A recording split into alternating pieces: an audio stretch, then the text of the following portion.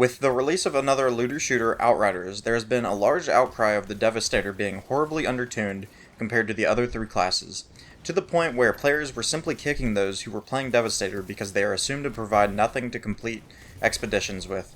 Today I'm going to cover the 3 reasons looter-shooters always fall short, and the Devastator is the best jumping-off point. It's a class designed to be a tank in a game that wasn't designed for tanks. The Division, Warframe, Destiny, Outriders, and many other games are broadly suffer from most, if not all of these 3 problems. Number 1. Damage and resistances are not inversely related and independent, i.e. guns control damage and armor controls resistance, where these are 2 independent systems.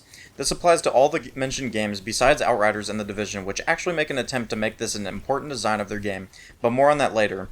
This basically means that your damage is independent from your health, or in other words, you can have the maximum health and damage at the same time, resulting in no choices actually existing. One way to combat this is the Holy Trinity, where each player specializes in one field and each player and synergizes with the others, so instead of having every single person on your team dealing damage, you could have, say, 2 dealing damage, 1 drawing aggro, and 1 increasing the damage of the 2 dealing damage, which is the typical Holy Trinity playstyle. While Outriders does actually do this well, as far as having 3 different stats on weapons and armor, which in turn means that you are making a decision on whether or not you want those 3 stats or another 3 stats, which in turn means that you are making a choice between damage and resistance. It does fall short later on, which I'll explain in the 3rd point. Summed up, you can have your cake and eat it too in many cases. While we're here, why don't you go ahead and smash that like button. Number 2. Holy Trinity-esq design is never fully realized, but are clearly present in design. Tank has the most resistance and lowest damage output, but draws aggro and applies debuffs to enemies, stuff like grouping up mobs and crowd controlling them. Support does not focus on dealing damage, rather focuses on keeping team alive and buffing teammates' damage and offer other utilities such as movement speed, cooldowns, etc. Damage dealer, focus on dealing damage and nothing else, has the lowest resistance but highest damage output. Obviously each role is slightly different in each game, so for argument's sake I'm going to stick with the previously mentioned definitions with the added note that tanks and supports often overlap with debuffing and buffing. This is to say that just because something offers a buff doesn't automatically make them a support role. One way of thinking of it is that a tank is merely a specialized support. You can clearly see the influence of the Holy Trinity design in all of the aforementioned games and many other games alike. Warframe is the most obvious and clear example of this from the games listed. Let's look at 3 different frames, Rhino, Excalibur, and Mag. Each frame has 4 abilities and a passive. Let's break these down into their basic functions and see what they are. Frames, for reference if you are unaware, in Warframe, these are basically your character, or a more analogous term would be your armor equipment. Rhino has 2 abilities and is passive that perform crowd control through knock-up or knockback, a damage mitigation power, and a damage buff ability.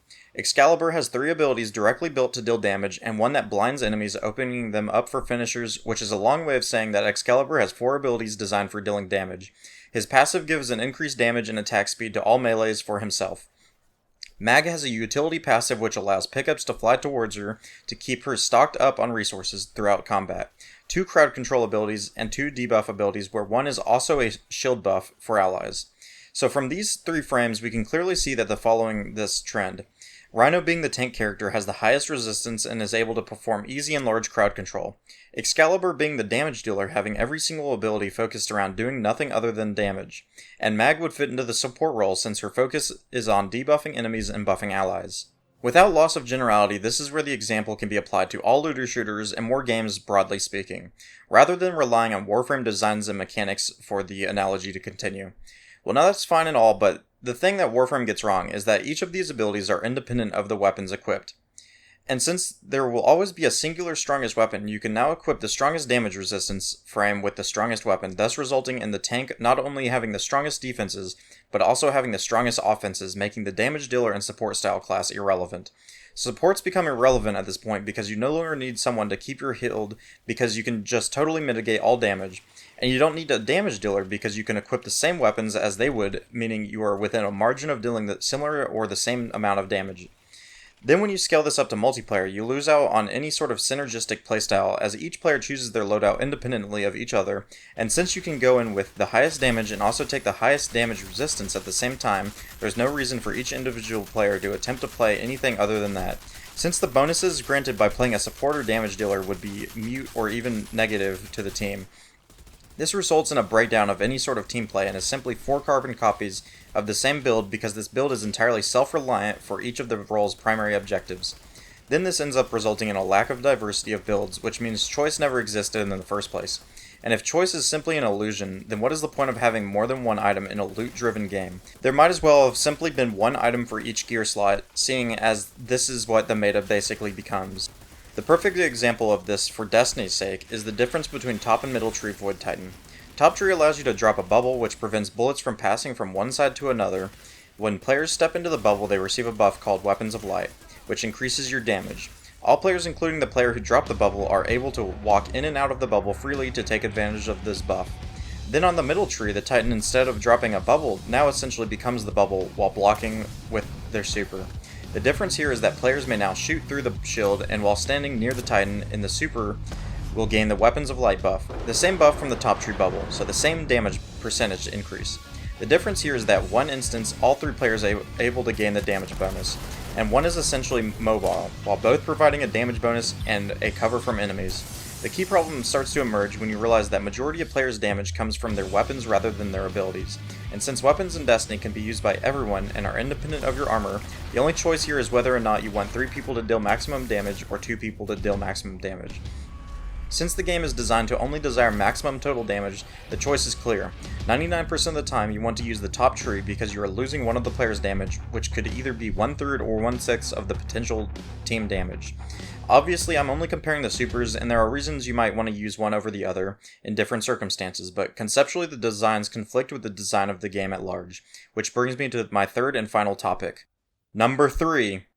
These games only care about one thing: damage. The best example of this is when the first Division 2 raid was being released. The devs were talking this big game about specializing into being a healer, being a tank, and having to build into dealing damage. While you could certainly do this, come raid day, the only thing you needed was damage to elites. That's it. You didn't need a healer or a tank, you only needed damage. This really killed the Division 2 for me, because I was being told constantly by the devs teams about how you would need healers and tanks, but at the end of the day, they were simply wrong. The hardest thing in the game at that point needed nothing other than for all players to be running a damage build, which essentially turns into one build across each player. And let me add the fact that I did multiple day 1 clears of this raid. In fact, I ran it multiple times with different groups in order to help my brother and his wife get the day 1 cosmetic patch thing.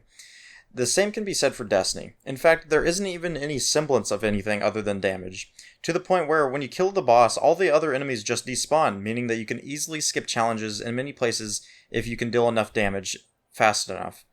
Warframe is simply the question of who one-shots who. There is little to no nuance in higher difficulty Warframe.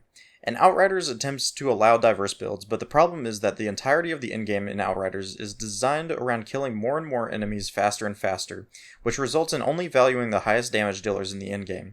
Which brings me back to the Devastator, a class that was designed as a tank put into a game that has no room for a tank. And we've seen the result of this, players literally being kicked because of the class they are playing, is being perceived as being useless or detrimental to the objective of the game. I don't know why game developers keep making these mistakes, and to be fair, these are easy mistakes to make that most people will probably never really question, but I can't shake the feeling that these are the 3 largest problems with looter shooters today. I feel like each game listed above would be 10 times better if these core problems could be adjusted for. If you like this video, a thumbs up is appreciated. If you want to see more content I put out, subscribe with the bell notification to be notified of future videos I put out. Please leave a suggestion in the comments section and I might make a video covering that topic. But as always, thanks for watching and I hope you have a good day.